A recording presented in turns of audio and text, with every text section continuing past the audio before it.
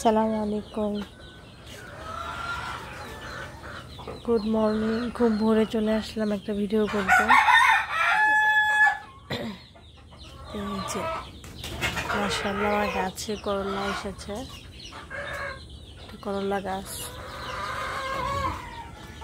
আমি করলা যে পাকা করলার বীজ ফেলে রেখেছিলাম নিচে, ওখান থেকেই করলা হয়েছে। তারপর আলু কেটে রেখেছিলাম, ছোট্ট আলুর শিকড়, যে মিষ্টি আলুর, এখান থেকে আলু গাছ হয়েছে। এখানে আমি তুলে খেয়েছি, মানে এখন নাই, কম আছে এখন, এই জন্য। যার একটা করলা গাছ এখানে। একটা দুঃখের বিষয় হচ্ছে যে আমার একটা মরিচ গাছ কত বড়, এই মরিচ গাছটা মারা গেল। হঠাৎ করে একদিন দেখি আমার এত বড় একটা মরিচ গাছ মারা গিয়েছে। আমি এটার গোড়ায় আরেকটা ছোট্ট মরিচ গাছ লাগিয়েছি, ওই যে এটা হচ্ছে, এগুলো হচ্ছে খাড়া মরিচ গাছ, অনেক বড় হয় গাছটা, কিন্তু মারা যাওয়ার পরে ছোট হয়ে গেছে। গাছটা অনেক বড় হয়েছিল। এরপরে আমি অনেকগুলো মরিচের চারা লাগাই। এই যে এটা, এই একটা,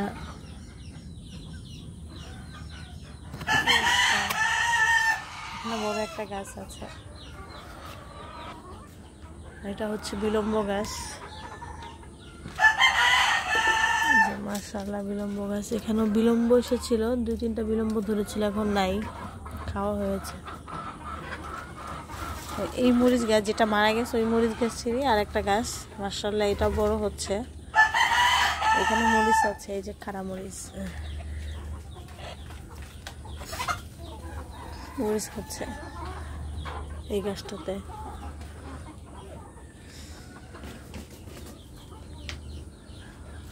আর এই যে এটা হচ্ছে আমার চাল কুমড়া গাছ, অনেক চাল কুমড়া এসেছে মাশাআল্লাহ। যদি আল্লাহ পাক দেয়, টিকে থাকে, মাছি পোকা নষ্ট করে দেয় আমাদের কুমড়াগুলো।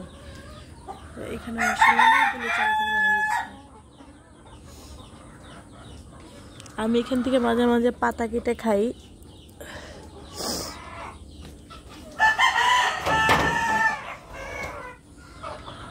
এটা হচ্ছে আমার লাউ গাছ, জানি না বাঁচবে কিনা।